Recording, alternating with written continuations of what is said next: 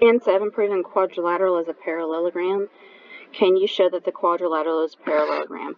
Well, if you've done N6, you know the properties of parallelogram, right? So let's see if I still have it on here. Two pairs of parallel sides, opposite angles are congruent, opposite sides are congruent, diagonals bisect each other, and adjacent angles are 180. If you have that kind of information, then you're going to be able to tell if it's a parallelogram or not. So on this, let's see if any of that information sticks. So on this, we have opposite angles are the same, but I don't know if these opposite angles are the same. But what I could do is use the adjacent angle theorem. And what's 118 plus 62? It's 180. So this would be 118 also. And so since opposite angles are the same, then this would be yes. 111 plus 63 is 174. Adjacent angles do not add up to be 180. So this is going to be a no. This is 43 and that's 43, which means that they are congruent. This is 24 and that's 24, which means that they are congruent. The diagonals cut each other in half, so the diagonals bisect each other, so that's a yes.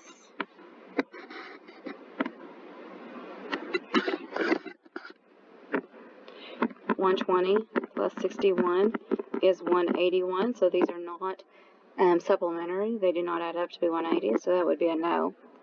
Okay, see these are the same, but these are not the same. This diagonal, 10 and 11, were not bisected, so this is a no. This is not a parallelogram.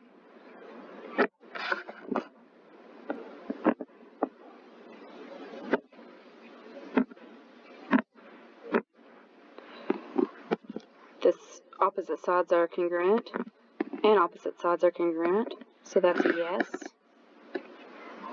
These are parallel, but these are not congruent. One's 94 and one's 100, so these are not parallelograms.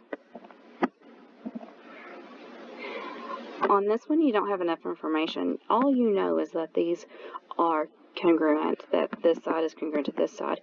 You do not know anything about this side to that side, so there's not enough information. This is bisected because both of these are 12. This is bisected because they both have one tick mark, so the diagonals bisected each other, so that's a yes. This opposite angle is congruent, but we don't know anything about this opposite angle, so this is a no. Okay, so on this one, I'm just going to tell you the answer right now. It's going to be yes. And the reason for that is there's two sets of information with this.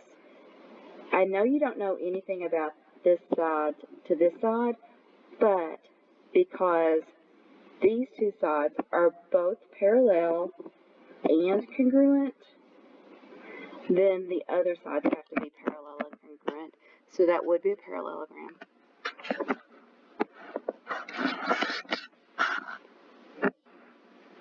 Yes, opposite angles are congruent. Oops. Now we're going to do some math, which is what I love. So find them to be a parallelogram. So what makes these two equal? So 4b needs to equal 1b plus 33. So we're going to subtract the 1b. So 3b equals 33. Divide by 3. So that's going to be 11. B is 11, so B is 11.